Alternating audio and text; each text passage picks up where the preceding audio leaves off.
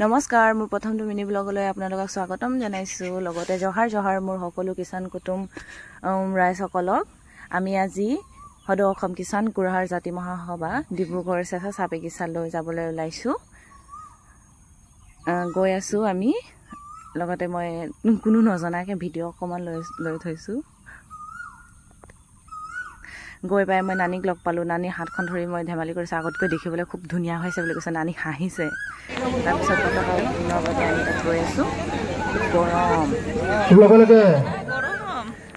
ইয়াৰ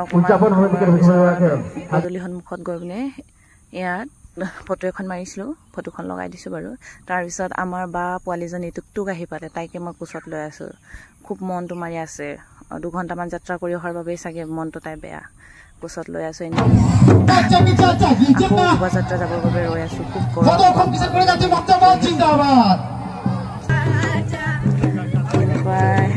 মাতৰ মাজতে শোভাযাত্ৰা গৈ আছো বেছি দূৰ নাই যোৱা বাৰু আধা ঘণ্টামান বাদ ঘূৰি আহিছো আকৌ মাইনাজনীক কোচত লৈছো মই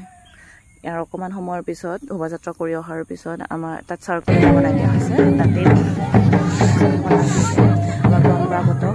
নাচ গান চলি আছে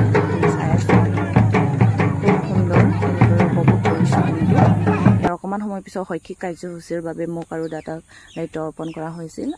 সময় বহু কম থকাৰ বাবে আমি দুটা অনুষ্ঠান ল'বলৈহে সক্ষম হ'লো কবিতা আবৃত্তি আৰু আকস্মিক বক্তৃতা ময়ো কবিতা এটা আবৃত্তি কৰিছিলোঁ বাৰু ভিডিঅ' লোৱা নহ'ল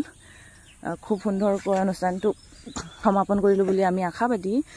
লগতে খুব ধুনীয়াকৈ ইমান সুন্দৰ প্ৰতিভা আছে সৰু সৰু কণমানিকেইজনী মই দেখি আচৰিত হৈছোঁ কি ধুনীয়া কবিতা আবৃত্তি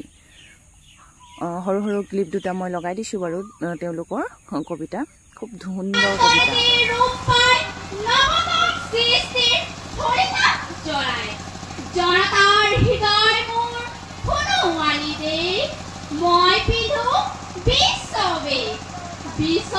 गुलिस्ता हमारा है सदियों से भारत भूमि दुनिया की शान है